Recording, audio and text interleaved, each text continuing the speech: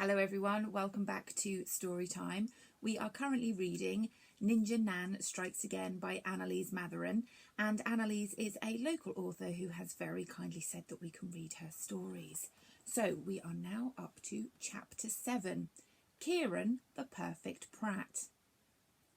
Next day, Ben sat at the kitchen table eating his breakfast, whilst Nan tried to sew up the gaping hole in his trousers.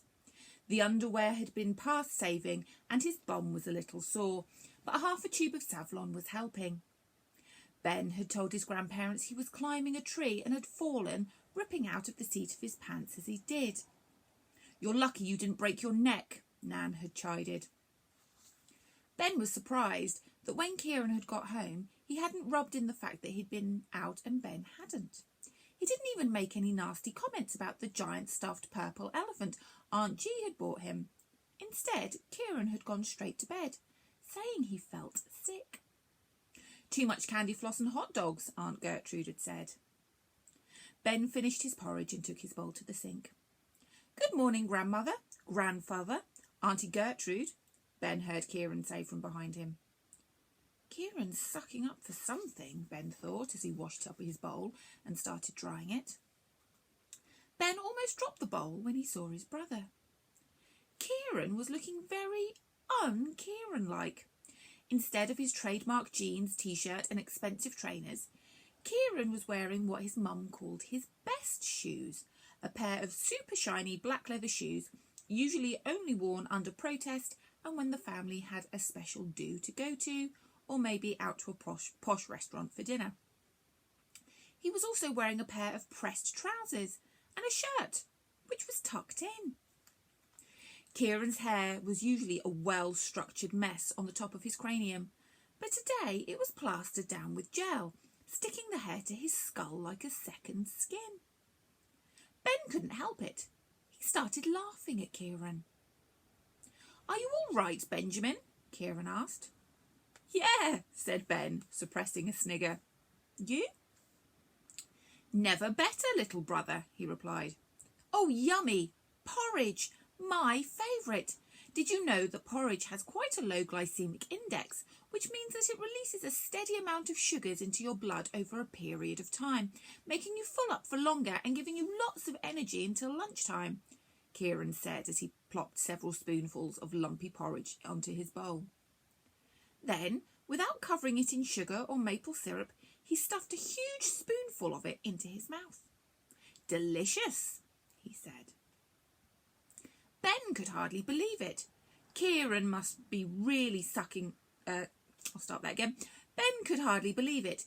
Kieran must be really sucking up to take it to this kind of extreme. Getting all dressed up, using manners and remembering stuff, especially as Kieran didn't pay attention to anything. Well, not anything useful, anyway. "You look very nice today, Kieran," Nan said. "Thank you, grandmother. I thought I'd make a bit of an effort. Those jeans of mine have holes in, you know," Kieran said. "You bought them like that," said Ben. "Did I? What was I thinking?" Kieran replied, shaking his head at his own stupidity. Ben watched Kieran as he ate his porridge. Kieran was sitting upright on his seat with a napkin on his lap. His elbows didn't touch the table once. His head wasn't supported by his right hand, and his left hand didn't grip the spoon in a clenched fist and shovel the porridge from bowl to mouth. Instead, he held his spoon delicately, with his pinky sticking out at right angles, and took small mouthfuls. It was all Ben could do not to burst into laughter. Grandad raised his eyebrows at Kieran over the top of his newspaper, then whispered to his wife, "I bet you there's a girl involved somewhere." That would explain it. It wouldn't be the first time Kieran had acted like a ninny over a girl. But as the day went on, Ben became more and more unsure that this was the motivation for Kieran's actions.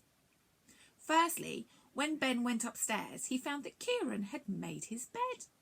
Kieran never made his bed until he'd been asked at least 9 times to do so. Then Ben found that the bedroom was also devoid of dirty laundry.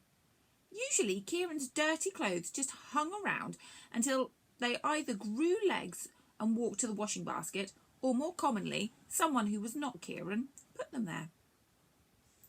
Later that morning, Ben found Kieran doing his homework, and he looked like he was enjoying it. Then Kieran actually offered to help Nan make lunch, and after he'd finished helping, he didn't even expect any pocket money for it. So of course, Nan paid him double. "It's so nice that you're helping out, Kieran. Very grown up of you," Nan said. Then, in a quiet whisper, she added, "You're setting a very good example for your little brother." "I think it's very important that young people have strong, positive role models, don't you?" Kieran said. Ben half expected Kieran to turn and give him a sly wink to let him know he was pulling Nan's leg. But Kieran was serious. Ben hoped that Kieran would quit it soon and go back to being his usual self. Either he had it real bad for some girl, or there was something he really wanted. Or maybe, just maybe, something else. But Ben wasn't the only one who thought there was something suspicious about the way Kieran was acting. Aunt Gertrude had been keeping an eye on Kieran all day, and she didn't like the way things were turning out. Up in her room, Aunt G made a secret phone call. "What's happened to Kieran? Normally he's so rude and messy."